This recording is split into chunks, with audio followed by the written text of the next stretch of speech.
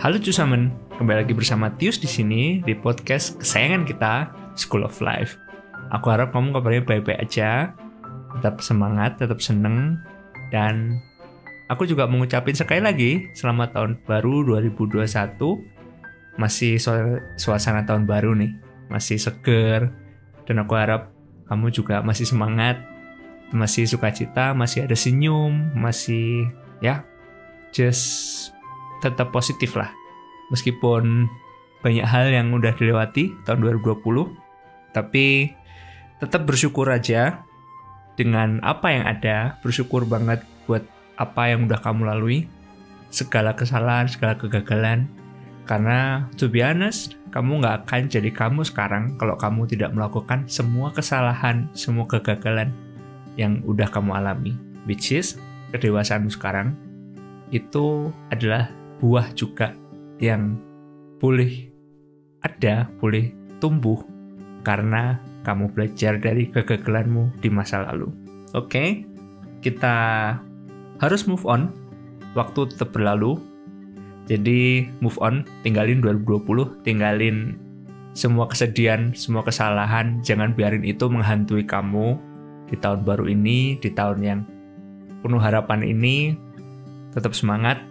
Dan jangan khawatir buat tahun 2021. Selama kamu berusaha dan selama kamu tetap memberi yang terbaik, niscaya atau aku yakin apapun itu yang kamu lakuin pasti berbuahkan sesuatu buat kamu.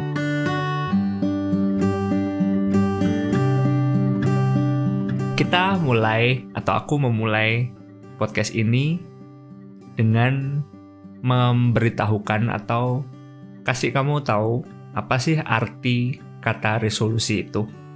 Setelah itu nanti aku akan kasih 5 tips dalam membuat resolusi tahun baru. Oke, kita mulai dengan apa sih arti kata resolusi itu? Kalau misalnya di KBBI, ada yang online juga, KBBI online. Aku cari intinya, resolusi itu adalah sebuah tuntutan. Jadi, saat kamu membuat resolusi tahun baru, tahun 2021, itu adalah hal-hal yang kamu tuntut di 2021 itu kepada dirimu sendiri.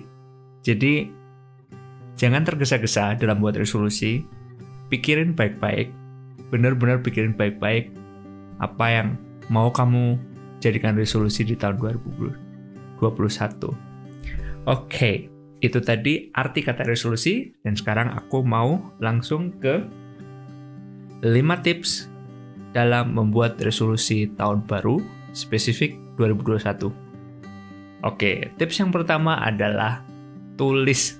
Ya, aku sangat menganjurkan kamu untuk menulis resolusi apa yang mau kamu miliki di tahun 2021. Kenapa sih kok menulis, bro? Karena gini, nulis itu bisa membantu kamu untuk lebih mengingat lagi resolusi apa saja sih yang udah kamu tetapin di tahun 2021. To be honest bro, 12 bulan itu dibilang sebentar juga enggak, dibilang lama banget juga enggak gitu.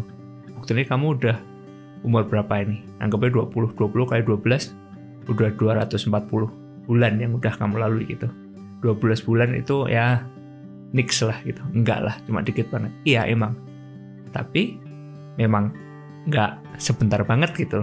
Dan menulis itu adalah salah satu cara yang cukup efektif supaya kamu enggak lupa, supaya kamu juga lebih terorganisir dalam resolusi ini bro, gitu. Dan kamu juga bisa baca lagi kalau kamu lupa kan, karena udah kamu tulis. Jadi misalnya Februari, resolusiku apa ya? Buka lagi yang udah ditulis, disimpan, jangan dibuang. Ditulis terus dibuang ya percuma, disimpan. Jadi kamu bisa baca lagi.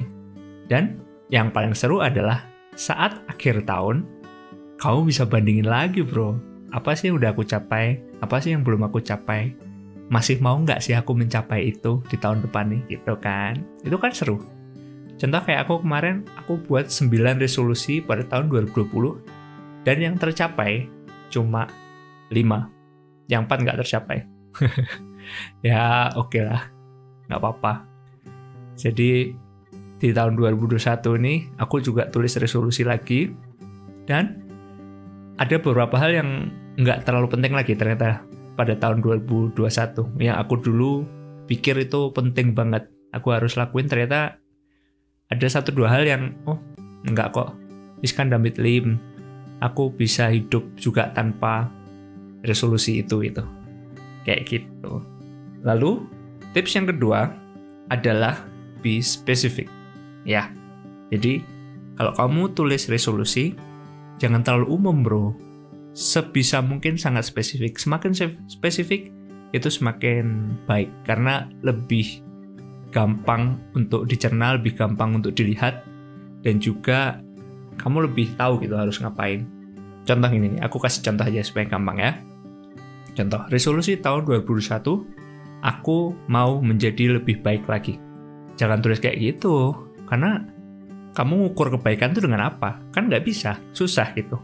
Tapi kasih spesifik, misal, aku mau tahun 2021 setiap hari atau setiap bulan aku mendonasikan 10 euro uang aku buat panti asuhan misal gitu. Dan kegiatan ini, aktivitas ini menurut kamu adalah sesuatu yang baik. Jadi daripada kamu tulis menjadi lebih baik, mending kamu tulis aku tiap bulan mau kasih 10 euro nyumbangin gitu. Jadi lebih gampang gitu, lebih real, maksudnya bukan real, lebih spesifik, lebih praksis gitu. Oh ya ini lebih konkret ya istilahnya, ya konkret. Contoh lagi, aku pengen lebih produktif lagi 2021. Oke, jangan terus gitu bro. Terus saja aku mau misalnya tiap hari baca minimal 10 menit. Nah, itu kan lebih nyata gitu, lebih gampang dipegang, lebih gampang didengar, dan kamu langsung tahu apa yang harus kamu lakukan. Oke, aku harus baca, aku harus memberi gitu. Jadi spesifik, semakin spesifik semakin bagus. Oke. Lalu tips yang ketiga adalah realistis. Betul. Pastikan resolusi yang kamu tulis, yang ingin kamu lakukan, yang ingin kamu tuntut sama dirimu sendiri, itu realistis dalam arti kamu yakin, kamu tahu bahwa kamu tuh bisa melakukan itu. Kamu tahu, kamu sanggup melakukan itu. Jadi pikirin yang realistis. Contoh, kamu misalnya gaji 5 juta per bulan.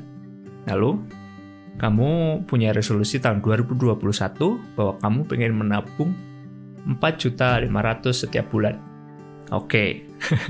Karena kamu ngerasa selama tahun 2020 kamu terlalu boros, jadi kamu pengen membenerin itu semua, pengen lebih baik lagi gitu. Ini mungkin waktu yang tepat untuk membuang kebiasaan-kebiasaan lama dan mencoba kebiasaan-kebiasaan baru.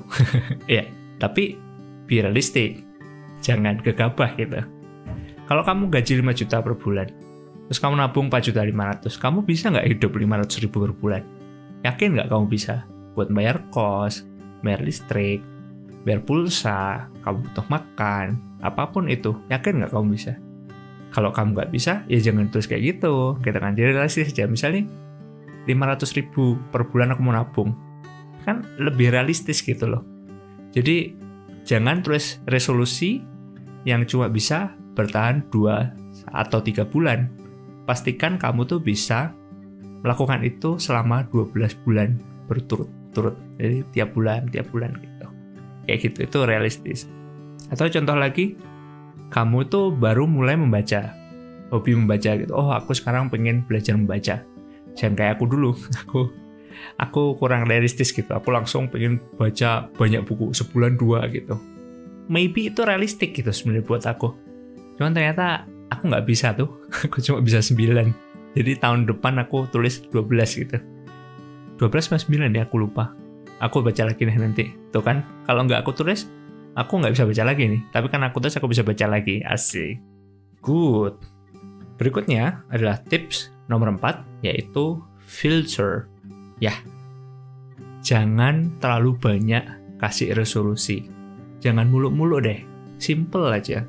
Dan pastikan itu adalah hal yang paling penting, yang benar-benar signifikan dalam hidup kamu, yang kamu mau lakuin. Bukan yang, aduh aku pengen ini banyak banget, tapi ternyata nggak kesampaian juga gitu.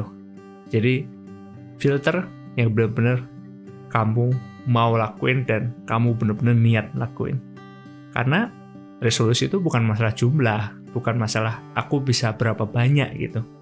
Tapi yang menurut aku penting itu adalah masalah tentang seberapa yang bisa kamu capai. Bukan seberapa yang kamu mau, tapi seberapa yang kamu capai. Beda sedikit, tapi mungkin ini bisa bantu kamu dalam menulis resolusi yang pengen kamu tetapkan dalam hidup kamu buat tahun baru ini. Karena musuh terbesar itu bukan saudaramu, bukan teman kamu, tapi dalam menulis resolusi itu yang paling besar adalah kamu sendiri. Jadi gak perlulah banyak-banyak. Kalau kamu yakin kamu cuma mau 5 hal ini yang paling penting dalam hidup kamu di tahun 2021, ya udah tulis 5 aja. Nggak usah banyak-banyak gitu. Toh nanti yang bisa mengevaluasi juga kebanyakan kamu sendiri kan. Kamu yang tahu kenapa masalahnya atau apa yang membuat kamu nggak bisa mencapai sesuatu yang kamu mau. Jadi kamu akan belajar dari situ. Nggak usah kamu tulis 100 tapi sowieso atau yang bisa dicapai kamu cuma bisa 10 gitu. Ya kan buat apa gitu. Ya kan? Oke. Yang terakhir nih, dan menurutku adalah salah satu yang paling penting dalam resolusi 2021, yaitu konsisten. Betul banget, konsisten. Kerjakan apa yang sudah kamu tulis dengan disiplin. Cari benar-benar kemauan, waktu, kerjakan, just do it, just start it. Jangan ditunda.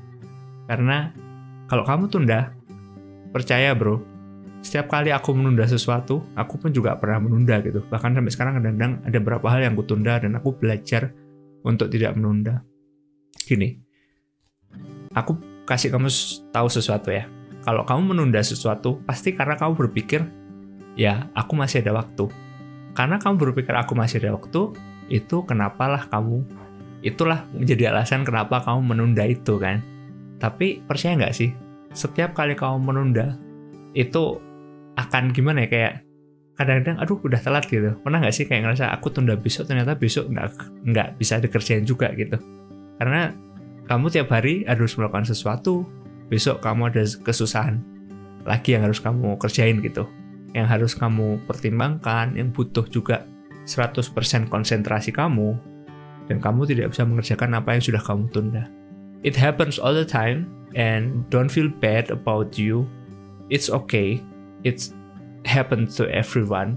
Ditunda, nggak kekejar, itu kejadian sama semuanya kok. Aku pun juga masih kadang juga ketunda atau menunda sesuatu juga gitu.